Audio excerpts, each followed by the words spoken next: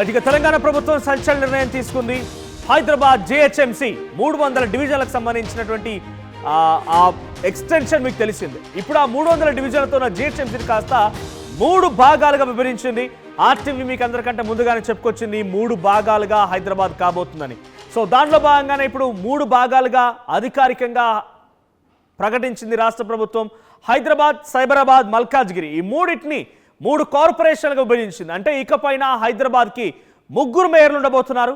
So GHMC యథాతథంగా 150 డివిజన్లతో ఉండబోతోంది. ఇక సైబరాబాద్, మల్కాజ్గిరిని మాత్రమే 75 డివిజన్లుగా విభజించారు. సో మొత్తంగా 300 డివిజన్లుగా ఉన్నటువంటి జిహెచ్ఎంసీని 3 భాగాలుగా 150, 75 మొత్తంగా 300గా చేశారు. సో అర్ధరాత్రి ఉత్తర్వులు జారీ చేశారు. 3 కార్పొరేషన్లకి కమిషన్ నియమిస్తూ రాష్ట్ర ప్రభుత్వం ఉత్తర్వులు జారీ చేసింది. హైదరాబాద్ కమిషనర్గా ఆర్వి కర్ణన్ మీరు చూస్తున్నారు విజువల్లో. So RV Karnan shall continue the post of commissioner of GHMC as it is. So GHMC కమిషనర్గా యాజ్ ఇట్ ఈస్గా ఆయన కొనసాగుతారు. ఆ తర్వాత జి శ్రీజన మల్కాజ్గిరి కమిషనర్గా, ఆ తర్వాత సైబరాబాద్ కమిషనర్గా జి శ్రీజన, తర్వాత మల్కాజ్గిరి కమిషనర్గా టి వినయ్ కృష్ణారెడ్డి. వీటితో పాటుగా సింగరేణికి పూర్తి స్థాయి సీఎండి భార్య తల్లి జ్యోతి బుద్ధా ప్రకాష్కి కల్పించారు. సో ఇన్ఛార్జ్గా ఉన్న కృష్ణ భాస్కర్ని తొలగించి ఆ స్థానంలో డైరెక్ట్గా జ్యోతి బుద్ధా ప్రకాష్ని పూర్తి స్థాయి సీఎండిగా నియమించారు. సో నిన్నటితో జిహెచ్ఎంసీ పదవీకాలం కూడా ముగిసింది. సో జిహెచ్ఎంసీ పదవీకాలం ముగిసింది. జిహెచ్ఎంసీ పదవీకాలం ముగిసిన వెంటనే సాయంత్రానికల్లా రాత్రికల్లా కొత్త జీవో వచ్చింది. ఆ జీవో ప్రకారంగా 3 కార్పొరేషన్లు, 3 కమిషనర్లు. సో మల్కాజ్గిరి కమిషనర్గా టి వినయ్ కృష్ణారెడ్డి అండ్ సైబరాబాద్కి జి శ్రీజన. సో ప్రస్తుతం జిహెచ్ఎంసీని యథాతథంగా కొనసాగిస్తూ ఆర్వి కర్ణన్కి జిహెచ్ఎంసీ కమిషనర్గా అవకాశం కల్పించారు. ఒకసారి మీకు రఫ్గా ఏ డివిజన్లు, ఏ జోన్లు ఎందులో ఉన్నాయని చెప్పే ప్రయత్నం చేస్తాను. సో మొత్తంగా 300 డివిజన్లకు కలిపి అంతకుముందు ఇచ్చినటువంటి జీవో ప్రకారంగా 12 జోన్లు ఉన్నాయి. మల్కాజ్గిరి, ఉప్పల్, ఎల్బీనగర్, శంషాబాద్, రాజేంద్ర నగర్, చార్మినార్, గోల్కొండ, ఖైరతాబాద్, సికింద్రాబాద్, సో శేర్లింగంపల్లి, కుకట్పల్లి, కుత్బుల్లాపూర్ ఈ 12 జోన్లని ఇప్పుడు 3 కార్పొరేషన్లుగా 3 కమిషనర్ నియమిస్తూ నిర్ణయం తీసుకున్నారు. R V Karnan GHMC commissioner, so G Srijana Cyberabad commissioner, Malkajgiri corporation కమిషనర్గా అటు టి వినయ్ కృష్ణారెడ్డిని నియమించారు. సో ప్రస్తుతానికి మీకు ఏ జోన్లు ఏ కార్పొరేషన్ పరిధిలో ఉన్నాయో చెప్పే ప్రయత్నం చేస్తాం. సో ముందుగా జిహెచ్ఎంసీ యాజ్ ఇట్ ఈస్ 150 డివిజన్లు అనేకంగానే కొనసాగుతాయి. సో జిహెచ్ఎంసీలో ఒక్కో డివిజన్లో 50,000 ఓట్లు ఉంటాయి. సో 150 డివిజన్లతో ఉన్న జిహెచ్ఎంసీలో సికింద్రాబాద్ జోన్, ఖైరతాబాద్ జోన్, గోల్కొండ, చార్మినార్, రాజేంద్ర నగర్, శంషాబాద్ ఇవి యాజ్ ఈజ్గా కంటిన్యూ అవుతున్నాయి. ఇక మల్కాజ్గిరికి సంబంధించిన దాంట్లో 3 జోన్లు ఉన్నాయి. Malkajgiri, Uppal, LB Nagar. So same as is 75 డివిజన్లు. ఆ తర్వాత దానికి సంబంధించి 150,000 ఓట్లు ఒక్కో డివిజన్లో. ఇక సైబరాబాద్ మున్సిపల్ కమిషనర్ పరిధిలో కార్పొరేషన్ పరిధిలో శేర్లింగంపల్లి, కుకట్పల్లి, కుత్బుల్లాపూర్. సో సేమ్ 75 డివిజన్లతో ఒక్కో డివిజన్లో 50,000 ఓట్లపై చిలుకుండబోతున్నాయి. సో మొత్తంగా 68 లక్షల ఓటర్లు జిహెచ్ఎంసీలో ఉండబోతున్నారు.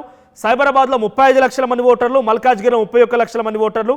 సో మొత్తంగా ఇప్పుడు జిహెచ్ఎంసీ బిల్డింగ్ కాస్త హెరిటేజ్ అండ్ కోర్ అర్బన్కి సంబంధించి జిహెచ్ఎంసీ ఫోకస్ చేయబోతున్నారు. So GHMC building as is lower tank బండ్లో కొనసాగబోతోంది. సో చాలా క్రిస్టల్ క్లియర్గా ఆర్టీవీ ముందుగానే మీకు సమాచారం అందించే ప్రయత్నం చేసింది. సో గతంలో కూడా మనం ఏ డివిజన్లు ఏ దాంట్లో మారబోతున్నాయో చెప్పబోతున్నాం. సో ఇప్పుడు అదే జరిగింది. సో మనం విజువల్లో చూస్తున్నాం, ఇక్కడ ఫోటోలు కనబడుతున్నాయి. So S, T Vinay Krishnareddy Malkajgiri municipal commissioner. So ఆ తర్వాత ఆర్వి కర్ణన్ జిహెచ్ఎంసీ కమిషనర్గా యాజ్గా కొనసాగిస్తున్నారు ఆయన్ని. సో తర్వాత వచ్చేటువంటి photo G Srijana Cyberabad municipal commissioner. So 3 కూడా నియమిస్తూ ఉత్తర్వులు జారీ చేశారు. మరోవైపుగా సింగరేణి సీఎండిగా జ్యోతి బుద్ధా ప్రకాష్ని కూడా నియమించారు. మా ప్రతినిధి మరి కాసేపట్లో మరో జాయిన్ అవుతారు మనతో పాటుగా. So present as of now ఆ జీవోను కూడా మీరు చూస్తున్నారు. సో దీంట్లో హెచ్ఎండబ్ల్యూఎస్ అంటే హైదరాబాద్ వాటర్ మరియు సివరేజ్ బోర్డుకి సంబంధించి ఎటువంటి మార్పులు లేవు. హైదరాబాద్ జిహెచ్ఎంసీ నుంచే ప్రస్తుతానికి వాటిని రెగ్యులేట్ చేస్తారంట. మరి కొత్తగా ఏర్పాటైనటువంటి ఈ మున్సిపల్ కార్పొరేషన్కి సంబంధించి ఆఫీసులు ఎక్కడ ఉండబోతున్నాయంటే సైబరాబాద్ వచ్చేసి national academy of construction, so NAC నాక్ బిల్డింగ్లో ఉండబోతుందంట. సో మాదాపూర్లో ఉన్నటువంటి నాక్ బిల్డింగ్లో సైబరాబాద్ మున్సిపల్ కార్పొరేషన్కి సంబంధించి ఆఫీస్ ఉండబోతోంది. సో అటు మల్కాజ్గిరి మున్సిపల్ కార్పొరేషన్కి సంబంధించి హెచ్ఎండిఏ బిల్డింగ్ తార్నకలో అక్కడ దీని ఆఫీస్ ఉండబోతోంది. సో ఏదేమైనా 12 జోన్లు 3 కార్పొరేషన్లు. సో మొదటిగా ఉన్నటువంటి జిహెచ్ఎంసీలో యాజ్ ఇట్ ఈజ్ 150 డివిజన్లు, సికింద్రాబాద్, ఖైరతాబాద్, గోల్కొండ, చార్మినార్, రాజేంద్ర నగర్, శంషాబాద్ ఈ 6 జోన్లు కలిపితే ఒక కార్పొరేషన్, అది జిహెచ్ఎంసీ 150 డివిజన్లు. ఇక 3 జోన్లు శేర్లింగంపల్లి, కుక్కట్పల్లి, కుత్బుల్లాపూర్ కలిపితే 75, దాంట్లో ఒక కార్పొరేషన్. సో తర్వాత మల్కాజ్గిరి, ఉప్పల్, ఎల్బీ నగర్ కలిపి మల్కాజ్గిరి మున్సిపల్ కార్పొరేషన్. సో మా ప్రతినిధి మధు ఉన్నారు. మధు, సో ఈ కీలకమైన నిర్ణయం తీసుకున్నారు. నిన్నటితో ఫిబ్రవరి 10వ తేదీన కార్పొరేటర్ల పదవీకాలం ముగిసిన వెంటనే రాత్రే ఈ జీవో వచ్చింది. సో ఈ జీవో పరంగా ఎటువంటి అప్డేట్స్ అందుతూ ఉన్నాయి? 3 మేయర్ ఉండబోతున్నారు హైదరాబాద్ ఔటర్ రింగ్ రోడ్ లోపల వరకు కూడా. సో కొన్ని కీలకమైన మున్సిపాలిటీలను కూడా ఆయా జిల్లాలో, ఆయా జోన్లో కలిపారు. సో ప్రజెంట్ సిచ్యువేషన్ ఏంటి? ఈ జీవో తర్వాత ఎటువంటి రియాక్షన్స్ వస్తున్నాయి పొలిటికల్గా? అందరూ అనుకున్నట్టుగానే ప్రభుత్వం కీలకమైనటువంటి ఉత్తర్వులు జారీ చేసింది. సేమ్ ఇప్పుడున్నటువంటి గ్రేటర్ హైదరాబాద్ మున్సిపల్ కార్పొరేషన్ 3 విభాగాలుగా విభజించింది. యాజ్ గా జిహెచ్ఎంసీ ఉంటది, కానీ కొత్తగా సిఎంసి, ఎంఎంసి అనేటువంటి 3 విభాగాలుగా విభజించినటువంటి పరిస్థితి. వెంటనే రాత్రికి రాత్రి ఉత్తర్వులు కూడా జారీ చేసింది. ఇప్పుడు ఉన్నటువంటి కర్నర్ కంటిన్యూగా కొనసాగుతారు జిహెచ్ఎంసీకి. వీరికి కొత్తగా ఏర్పడినటువంటి కార్పొరేషన్, మున్సిపల్ కార్పొరేషన్ కి, సిఎంసికి, తర్వాత ఎంఎంసీకి 3 కార్పొరేషన్ కమిషన్లు కూడా నియమించింది. వీటికి సంబంధించి సిఎంసీకి ఏమో శ్రీజన, ఎంఎంసీకి వినయ్ కృష్ణారెడ్డిని కమిషనర్ గా నియమిస్తూ ప్రభుత్వం కీలక ఉత్తర్వులు జారీ చేసింది. మనం చూసాం గతంలో ఆల్రెడీ 150 డివిజన్లతో హైదరాబాద్, గ్రేటర్ హైదరాబాద్ కు సంబంధించినటువంటి కార్పొరేషన్స్ ఉండే. ఇప్పుడు దాన్ని డీలిమిటేషన్ తర్వాత పెంచారు, సంఖ్య 243 చేశారు. మొత్తం 300 డివిజన్లు విస్తరించిన తర్వాత 3 విభాగాలుగా విభజించినటువంటి సిచ్యువేషన్. దీంట్లో అనేకమైనటువంటి అభ్యర్థనలు ఉన్నాయి. బయట ప్రతిపక్షాల నుంచి కానీ, కొన్ని ప్రాంతాల ప్రజల నుంచి కానీ వాటన్నిటిని మరి వివరణ తీసుకొని ఉన్నారా లేరా అనే చర్చ జరుగుతున్న నేపథ్యంలో పరిపాలన కానీ, సౌలభ్యం కోసం కానీ, ఇమ్మీడియట్లీగా కొన్ని సమస్యల పరిష్కారం కోసం కానీ, ఇప్పుడు ఉన్నటువంటి మల్కాజిగిరి కానీ, ఇంకా కొన్ని పటాన్ చెరువు కానీ, ఇంకా కొన్ని ప్రాంతాలకు సంబంధించినటువంటి ఏరియాలు సిటీకి శివారులోనే, సిటీకి ఆనుకొని దగ్గరలో ఉన్నప్పటికీ కూడా అభివృద్ధికి నోచుకున్నటువంటి పరిస్థితి. జిహెచ్ఎంసీలో విలీనం కానటువంటి సిచ్యువేషన్ తో ఈ రకమైనటువంటి ఇబ్బందులు తలెత్తాయి. కాబట్టి ఇప్పుడు అట్లా కాకుండా చాలా వేగంగా సిటీ చాలా ఫాస్ట్ గా విస్తరించేటువంటి అవకాశం ఉంది. ప్రస్తుతం నోయిడా, పూణే, బాంబే, బెంగళూరు తర్వాత అంత స్థాయిలో విస్తరించేటువంటి సిటీ నగరంగా ప్రస్తుతం హైదరాబాద్ కు పేరుంది. కాబట్టి దీనిపైన ప్రత్యేకంగా దృష్టి పెట్టింది. అధికార వికేంద్రీకరణ ఈ లక్ష్యాలతోటే 3 కార్పొరేషన్లుగా విభజించడం జరిగింది. 1955 సెక్షన్ 31 ప్రకారం, చట్టం ప్రకారం ఈ నిర్ణయం తీసుకున్నట్టుగా జిహెచ్ఎంసీ, సిఎంసి, ఎంఎంసి ఏర్పాటు చేసినట్టుగా కీలక నిర్ణయం తీసుకోవడం జరిగింది. ప్రస్తుతం ప్రభుత్వం చాలా వేగంగా ముందుకు వెళ్లాలనేటువంటి ఆలోచన, ఇన్ని రోజులు జరిగినటువంటి సంస్థానాన్ని ఇక ముందు అభివృద్ధి పదంలో దూసుకు వెళ్లేటువంటి దిశగా ఈ నిర్ణయం తీసుకున్నట్టుగా చాలా స్పష్టంగా కనిపిస్తా ఉంది. సో మొత్తానికి 3 విభాగాలుగా విభజించినటువంటి ఈ జిహెచ్ఎంసీ ఇక 3 కమిషన్లతో వేగంగా అభివృద్ధిలో ముందుకు పోయేటువంటి సిచ్యువేషన్ అయితే కనిపిస్తా ఉంది. రైట్. సో దీనికి స్పెషల్ ఆఫీసర్ కూడా నియమించారు, జయేష్ రంజన్ దీనికి స్పెషల్ ఆఫీసర్ నియమించారు. సో కార్పొరేషన్ల విభజన జరిగింది, మళ్ళీ ఓటర్ల ప్రక్రియ జరగబోతోందా మధు? అంటే డివిజన్స్ వైజ్గా మళ్ళీ ఓటర్ల ప్రక్రియ మళ్ళీ మొదటి నుంచి తెరదీయబోతోందా? ఏ రకంగా లిమిట్స్ ఉండబోతున్నాయి? అప్డేట్స్ ఏంటి దానిపైన? ఎగ్జాక్ట్లీ. ప్రస్తుతం ఇప్పుడు కొన్ని అభ్యంతరాలు ఉన్నాయి ప్రతిపక్షాలకు సంబంధించినటువంటి విషయంలో. కేవలం ఏదో డిజిటల్ మ్యాప్స్, గూగుల్ మ్యాప్స్ ద్వారా విభజించారు అనేటువంటిది జనాభా ప్రాతిపదికన జరగలేదు. కొన్ని డివిజన్లలో సంఖ్య చాలా తేడా ఉంది. కొన్ని లక్షల్లో ఉంటే కొన్ని చోట కేవలం వేలల్లో ఉన్నటువంటి పరిస్థితి. దాన్ని పరిగణలోకి తీసుకోలేదు అనేటువంటి అభిప్రాయం కూడా ఉంది. దానిపైన కూడా ప్రభుత్వం దృష్టి పెట్టే అవకాశం ఉండొచ్చు. బడ్జెట్ సమావేశాల త్వరలో ప్రారంభం కానున్నాయి కాబట్టి ఆ వేదిక కూడా చర్చకు అవకాశం వచ్చేటువంటి అవకాశం కనిపిస్తా ఉంది. దీనికి సంబంధించి ఇప్పటికే ప్రభుత్వం చెప్తా ఉంది, ఏమున్నా కూడా అసెంబ్లీలో చర్చించిన తర్వాతనే, అందరి సలహాలు సూచనలు తీసుకున్న తర్వాతే ముందుకు పోతామనేటువంటిది. ఇక్కడ కేవలం ఇదే కాదు, గతంలో చేసినటువంటి స్టేట్మెంట్ పైన కూడా ప్రభుత్వం అసెంబ్లీ వేదికగానే కొన్ని చర్య తీసుకుంది. అప్పుల విషయంలో కావచ్చు, అభివృద్ధి విషయంలో కావచ్చు, ఇంకా కొన్ని కీలకమైనటువంటి విషయాలు. సో ఈ విషయంలో కూడా 300 డివిజన్ల విషయంలో వస్తున్నటువంటి అభ్యంతరాల విషయంలో కూడా అసెంబ్లీ వేదికగానే చర్చించే అవకాశం ఉంది, అభిప్రాయం తీసుకునే అవకాశం ఉంది. అందరి నిర్ణయాలు తీసుకున్న తర్వాత గా ప్రభుత్వం ముందుకు పోయే అవకాశం ఉంది. నిన్న జిహెచ్ఎంసీ గడువు ముగిసింది కాబట్టి నిన్న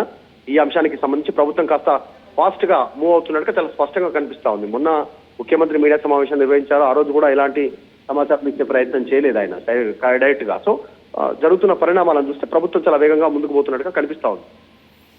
right, thank you Madhu. So మొత్తంగా 3 భాగాలుగా జిహెచ్ఎంసీని విభజించారు. మొన్నటి వరకు 300 డివిజన్లను చేసినటువంటి, అంటే ఔటర్ రింగ్ రోడ్ లోపటి వరకు కొన్ని మున్సిపాలిటీలను కూడా కైవసం చేసుకున్నారు, మున్సిపాలిటీలను కూడా జిహెచ్ఎంసీలో కలిపేశారు. సో ఆ తర్వాత ఈ రోజు నిన్నటితో కార్పొరేటర్ల పదవీకాలం ముగిసింది. ఫిబ్రవరి 10వ తేదీతో 150 డివిజన్లతోటువంటి జిహెచ్ఎంసీ పదవీ కాలం ముగియడంతో సో ఇప్పుడు ఈ అన్నిటికి కూడా రీషఫలింగ్ చేసి 300 డివిజన్లు 3 కార్పొరేషన్లుగా సో జిహెచ్ఎంసీ యాసిస్ ఉండబోతోంది. జిహెచ్ఎంసీ పరిధిలో 6 జోన్లు ఉండబోతున్నాయి. సో జిహెచ్ఎంసీ 150 డివిజన్లతో ఉండబోతోంది. జిహెచ్ఎంసీని యాసిస్గా కంటిన్యూ చేస్తూనే కొత్తగా సైబరాబాద్ అండ్ మల్కాజ్గిరి 2 మున్సిపల్ కార్పొరేషన్లు ఏర్పాటు చేశారు.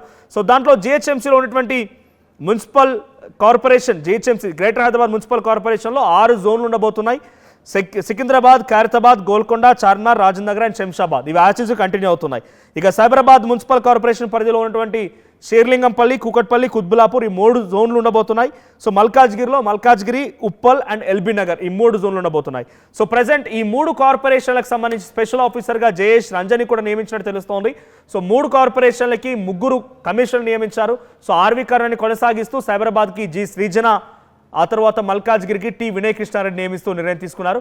సో డీటెయిల్డ్గా ఆర్టీవీ మరిన్ని అప్డేట్స్ అందించే ప్రయత్నం చేస్తుంది. ఏ జోన్లు ఎలా ఉన్నాయి, ఎటువంటి మ్యాప్స్ ఉండబోతున్నాయో చెప్పే ప్రయత్నం చేస్తాను. సో జిహెచ్ఎంసీకి 150 డివిజన్లు యాసిస్గా ఉంటూ ఒక్కో డివిజన్లో 50,000 మంది ఓటర్లు ఉండబోతున్నారు. 50,000 మంది రెసిడెంట్స్, నాట్ ఓటర్స్. సో 50,000 మంది రెసిడెంట్స్ ఉండబోతున్నారంటే అక్కడ ఎంతమంది ఓటర్స్ ఉంటారో చూడాలి మరి. సో అటువైపుగా మల్కాజ్గిరికి 75 డివిజన్లు ఉంటాయి. సో ఒక్కో డివిజన్లో 50,000 మంది ఓటర్లు ఉండబోతున్నారు. So same Cyberabad commissionerate municipal commissioner పరిధిలో, కార్పొరేషన్ పరిధిలో సేమ్ 75 డివిజన్లు ఉంటాయి. సో ఒక్కో డివిజన్ పరిధిలో 50,000 మంది ఉండబోతున్నారు, రెసిడెంట్స్ ఉండబోతున్నారు. సో ఈ రకంగా విభజన జరిగింది.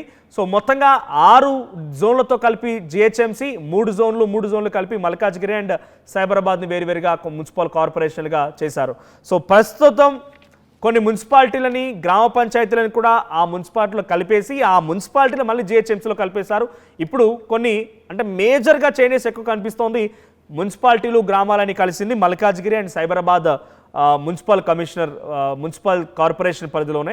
జిహెచ్ఎంసీ పెద్దగా చేంజెస్ ఏంలో కొన్ని డివిజన్లో మ్యాప్స్ మారొచ్చు, ఆ తర్వాత కొన్ని జోన్లు మారొచ్చు, కొంత ఓటర్ల డివిజన్ మారొచ్చేమో కానీ పెద్దగా చేంజెస్ ఏంలో. ఎక్కువగా చేంజెస్ ఉండేది మల్కాజ్గిరి అండ్ సైబరాబాద్ మున్సిపల్ కార్పొరేషన్లోనే. సో మీరు ఏ కార్పొరేషన్లోకి వస్తారని చెప్పే ప్రయత్నం చేస్తాను, ఏ ఏరియా ఏంటి అనేది. సో ఆ తర్వాత మీరు కామెంట్ చేయండి.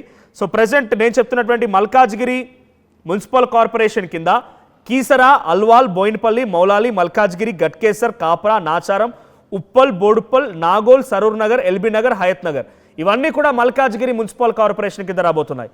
ఇకపోతే జిహెచ్ఎంసీ కిందకి వచ్చేవి Adibatla, Badangpet, Jalpally, Shamshabad, Turkayamjal, Rajendra Nagar, Attapur, Bahadurpura, Falaknuma, Chandrayangutta, Santosh Nagar, Yakutpura, Malakpet, Charminar, Musarambagh, Goshamahal, Karwan, Golconda, Mehdipatnam, Masab tank, Khairatabad, Jubilee Hills, Borabanda, Yousufguda, Ameerpet and Kavadiguda, Musheerabad, Amberpet, Tarnaka, Mettuguda ఇవన్నీ కూడా జిహెచ్ఎంసీలోకి రాబోతున్నాయి. ఇక ఫైనల్గా సైబరాబాద్ మున్సిపల్ కమిషనర్ పరిధిలోకి, మున్సిపల్ కార్పొరేషన్ పరిధిలోకి నార్సింగి, పటాన్చెరు, అమీన్పూర్, మియాపూర్, శేర్లింగంపల్లి, తర్వాత మాదాపూర్, అల్విన్ కాలనీ, కుకట్పల్లి, మూసాపేట్, చింతల్, జీడిమెట్ల, కొంపల్లి, గాజుల రామారం, నిజాంపేట్, దుండిగల్ ఇవన్నీ కూడా సైబరాబాద్ మున్సిపల్ కమిషనర్ పరిధిలోకి రాబోతున్నాయి. సో ప్రజెంట్ మొత్తంగా ఈ డివిజన్స్ సంబంధించి ప్రక్రియ ఏప్రిల్ కల్లా పూర్తి చేయాలని రాష్ట్ర ప్రభుత్వం నిర్ణయించినట్టు తెలుస్తోంది. ఏప్రిల్ కల్లా పూర్తయితే మే నెలలో ఎన్నికలు నిర్వహించే అవకాశం ఉంది. సో మీ అభిప్రాయం ఏంటి? ఈ డివిజన్ల పైన మీరేమనుకుంటున్నారు? మీరు ఏ కార్పొరేషన్ పరిధిలోకి వస్తారు? కామెంట్ చేయండి.